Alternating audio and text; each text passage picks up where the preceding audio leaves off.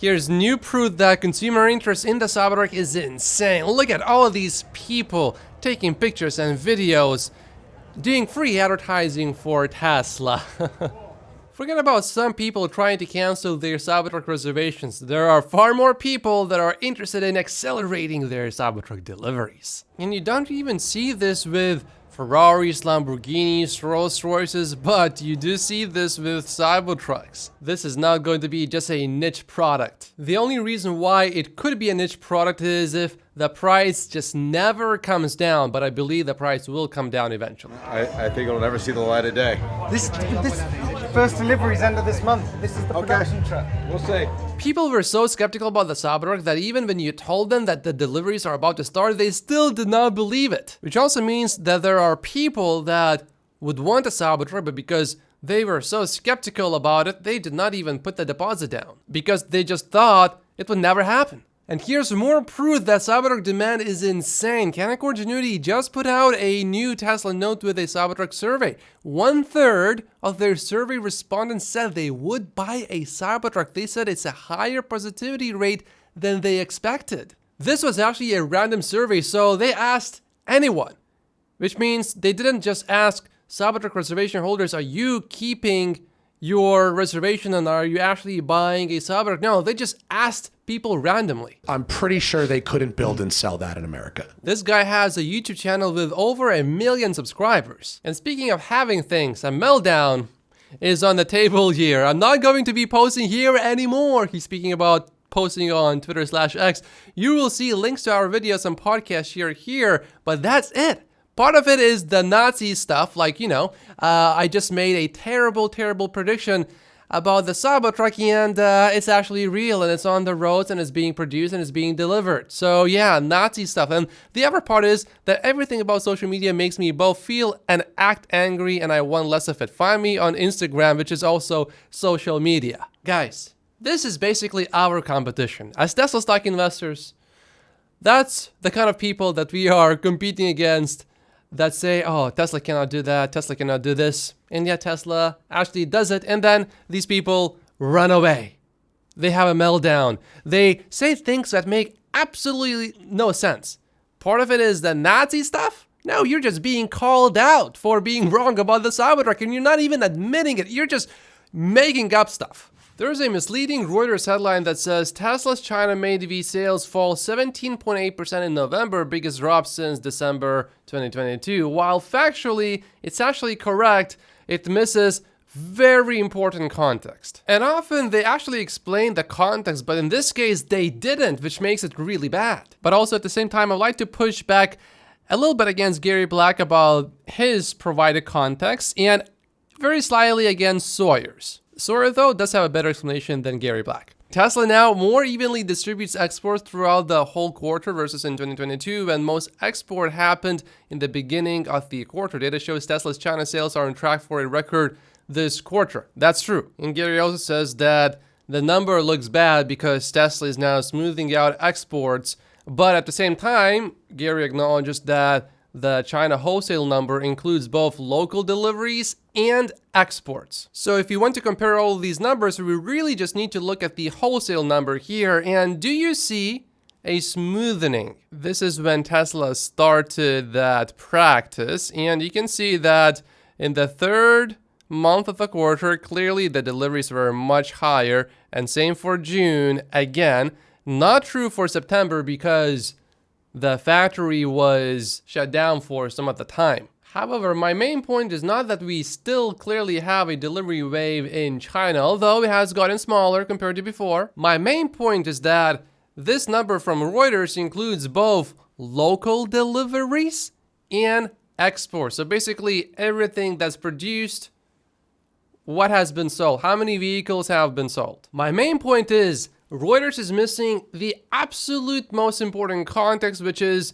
in China, Tesla is expected to have another record delivery quarter. I mean, at this point, it's pretty clear it is going to happen unless something really goes seriously wrong. But perhaps Reuters would be correct if Tesla is not going to have a record quarter in Europe, because all we care about is how many cars will Tesla deliver in total? And even in Europe, we expect to have a record quarter. Troy expects so too. So it doesn't matter if the wholesale number is lower this year compared to the previous year if we are comparing just 1 month to each other. That's just silly to do. You need to see the whole picture, and the whole picture for Tesla right now is looking really good. So I'm not really sure why Gary did not point that fact out. Now, one reason why we will have a record quarter in China and in Europe, even though the production for now, comparing these 2 months, is down in China, is because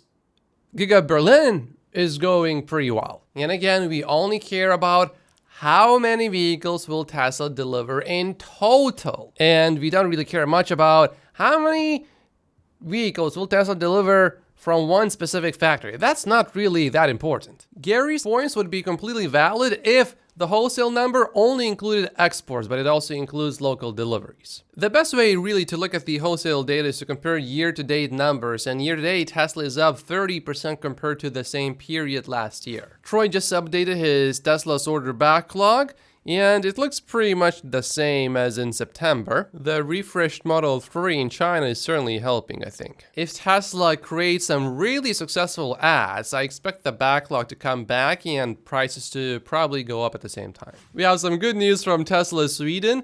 There's supposed to be picket guards outside of this Tesla service center, but there are none, so the strike team is on strike. There's a pretty important clip that we need to cover from Elon's interview about FSD. The self-driving thing is I've been optimistic about it.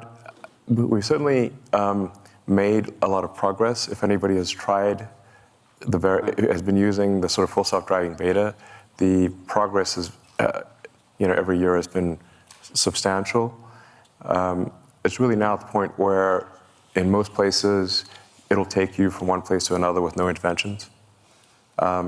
And the data is unequivocal that that supervised full self-driving is somewhere around 4 times safer, or maybe more, than just a human driving by themselves. So I can certainly see it coming. Actually, really, but do you think it's another 5 or 10 years? I mean, people say... No, definitely not. The good news, based on what Elon just said there, it will definitely not take 5 to 10 years to solve full self-driving. But even if it did, let's say, I still wouldn't really be upset because Tesla would be the first one to solve it anyway. So as long as Tesla is the first one to scale full self-driving with a full vision approach, then it's fine. Second thing is, Elon said that FSD pretty much can take you anywhere with no interventions. I just went to see the Cybertruck a few days ago, and I tried turning on FSD. And what I usually do when I drive to places that I have never been to that particular service center, so I took a route that I'm not all too familiar with, and I tried turning on FSD, and within 5 seconds, I had to intervene immediately. And then I tried to turn it on again, and then I had to intervene immediately. When that happens, I just not turn on FSD for the rest of the trip because I just can't get it to work properly in the beginning. It just gets too annoying. I also had a passenger with me, so yeah, no. Probably you can say that, yeah, maybe in San Francisco, that's not really the case. Or maybe in Austin, because you have so many Tesla engineers in Austin as well. Maybe it's true in these 2 places, but in Vancouver, here in Canada, there are certain routes where I know if I take the car through this route, I will have either 0 intervention or 1 tiny intervention. But if I'm going to a new place that I have never been, pretty much every single time, I do have to intervene multiple times. However, with every major update, I do notice big differences in comfort, and the interventions that I do need to make, they are not really, very, very rarely it's a safety-related intervention. Usually just something silly. This is 12-month global search interest for order Cybertruck, and clearly it is up. And this is for buy Cybertruck. It's up about, let's say, 4 times from the regular level. And if you look at the last 7 days, the initial excitement has worn off mostly by now. But once people actually start driving these Cybertrucks, this could reverse again. I know Tesla has a lot of pre-orders, and That's one reason that I saw why supposedly the Tesla Cybertruck delivery event was not really all that exciting. Tesla supposedly did it on purpose. I don't think so. I don't think Tesla did that on purpose. I think the whole delivery event could have been a huge, enormous spectacle. And instead of this going up 4 times, it could have gone up maybe 40 times. Steve Jobs certainly knew how to deliver a great presentation, and there were many things that were interesting surprises about the Cybertruck. For example, like you can put up the seat, the back seat like this, and have extra storage space underneath. I think the Cybertruck is going to do great. And I do like that Tesla spent so much time improving the product. That's the most important part. But now that Tesla is actually advertising, it may not be a terrible idea to have someone incredibly good at putting up incredible events and turning events into huge spectacles. For a moment after the delivery event, I was disappointed, but after I watched the reviews, I saw the specs and the range extender and everything, I became more and more excited about the Cybertruck. For example, one thing I didn't know about after the delivery event is that on the steering wheel, supposedly, you now have actual buttons and not just these things that you touch that are not buttons. Let's see what this does. This is considerably heavier. Here we go. Once again, I think the Cybertruck is going to be a smashing hit. You can smash it, and nothing happens. One last time for good measure. Sorry, Tesla. All right, Ed. Come on, let's get out of it. That was uncalled for. Run off as soon as you get out. V4 supercharger rollout continues. It is now going to expand to Australia, and from one of Tesla's executives, we learned that Cybertruck will be able to take 350 kilowatt charging speed, which V4 chargers will be able to provide. V3 only provides 250 kilowatt charging speed. Meet Kevin was blocked by Elon Musk on X after he posted this photo of a bear saying this is a leaked photo of Elon Musk on today's Tesla earnings call. That was Q3 earnings call, but now Elon Musk has unblocked Meet Kevin. It was a bit weird though to see Meet Kevin blocked because Elon Musk did say before that he unblocked everyone, and then he blocked Meet Kevin sometime after that. The limiting factor has some of the best battery coverage. He says a lot of people want to blame vehicle efficiency or poor performance of the 4680 for the unexpectedly low range of the Cybertruck, but he does not believe either of those are to blame. He explains why.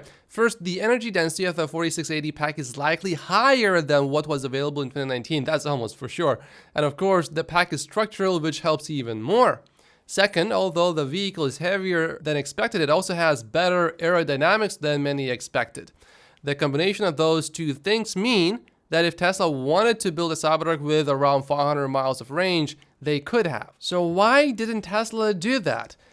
The limiting factor presents some points here. One possible reason is that by using one single layer battery pack instead of a 2-layer battery pack, which is a lot more complex, it simplifies the whole ramp and production process, allowing Tesla to ramp up production much faster, possibly. But I personally think that the 4680 production is perhaps one of the bigger limiting factors here. If Tesla was able to produce an unlimited number of 4680 batteries, I think we would have seen higher range numbers in the Cybertruck possibly, or actually quite likely. Tesla Cybertruck ramp is going to be difficult, but Lars, one of Tesla's executives, has indicated that Tesla has learned a lot from previous ramps, so maybe this time the ramp is actually going to be much better. Tomorrow we will find out how many deliveries Tesla had last week in China. James expects a big number tomorrow because refresh Model 3s are probably now being delivered in China. If we don't have a big number tomorrow, I would expect to have a much bigger number next week. What I saw was running at 60 jumps per hour. Warren thinks that this translates to 60 Cybertrucks per hour in a 40-hour work week for one shift. That would be 2,400 trucks a week, or about 125,000 trucks per year with 2 shifts. You got 250,000 per year. But Jeff Lutz, who is a supply chain expert, says that Sandy referred to a particular station and not the whole line output, so total output is only as good as the slowest station. In reality, we just don't know exactly how many Cybertrucks Tesla is capable of producing at this moment. BYD just had another strong month for its fully electric vehicle deliveries, and at this pace, it's going to be a fairly close call in terms of maybe BYD could sell a few more EVs in a quarter, this quarter or maybe next quarter than Tesla. However, there is an important difference between Tesla and BYD. BYD later is probably going to have a hard time expanding past a certain point because they pretty much released every model that you can possibly buy in every price range. There are a few more things that they can make, but Tesla can still make a smaller sedan, a smaller SUV, a big SUV, a minivan, a Sprinter-like van, an even smaller compact vehicle that's even cheaper. BYD doesn't have that much space to expand. But I do believe that BYD is going to be the second largest automaker after Tesla. Also, BYD now sells less plug-in hybrids than fully battery electric vehicles. Also, the trend for these plug-in hybrids is perhaps reversing, so they will probably make less and less of these going forward now. But their EV sales are likely to keep growing for quite a while. But I would expect the growth to start slowing down as they will not be able to keep releasing so many new models. In the main fund of ARK Invest, Tesla is now down to number 5 position. They can buy $210 million worth of Tesla stock to get to 10%. Last time we were below 7.5% like this, it was January of this year when Tesla stock was trading at half the price it is right now. So it is highly likely that we will see ARK Invest buying some more Tesla stock. Tesla's car insurance unit must face a prospective class action claiming it overcharged drivers for their premiums by basing them on false crash warnings instead of actual driving behavior, a California judge has ruled. While at times I do find Tesla's collision warning system to be a little bit aggressive, I do find it to be actually really useful. When the warning goes off, there's every single time that I can think of it happened for me or for someone who's driving the Tesla and I witnessed it. There's usually a good reason for it. One of my friends complained about Tesla's warning system and then actually got a chance to sit in his car while he drove. And oh boy, I was scared.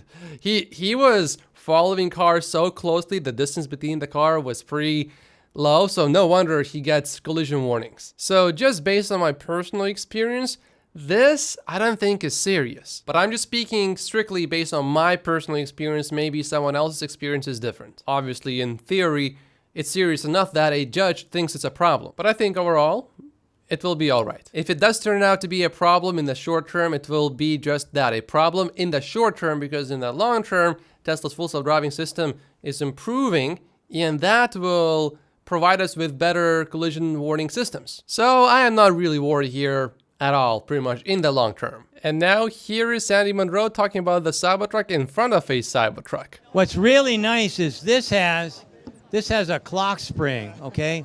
And this is really nice because watch this. Bear in mind, I'm 75 years old. Is that cool or what? I really like that. I mean, having that clock spring in there makes a big ass difference because what happens here is when it goes down, it coils up, and then when you want to close it, you can lift it, and you've got that spring action working against the weight to clock it in place. When you drive it, there's no noise. We drove by cement mixers and characters that, revving their diesel engines and whatnot, but this is super duper quiet. I can't begin to tell you what a thrill it was to drive. It's probably the apex of the day. And being as I was at the, the Tesla release and everything, that was pretty good, but driving this is superior. This car has 100% 4680 dry cell batteries. And the anode and cathode is there for sure, but it's dry, which means that you get rid of 40% of the battery assembly line because I don't have to extract the nasty that happens when you add electrolytes. So that's the big deal with Tesla. So you're out in the middle of the woods and you want to drink beer, but you don't want to get rained on. Yeah, let's throw the shotguns on the floor. See this? I can now drink without getting wet. And tomorrow I will actually be on the road, so I will probably not do a regular news video, but I have a video planned for tomorrow, 24 mistakes not to make as a Tesla stock investor. Make sure to like and subscribe if you haven't yet, and I will see you tomorrow.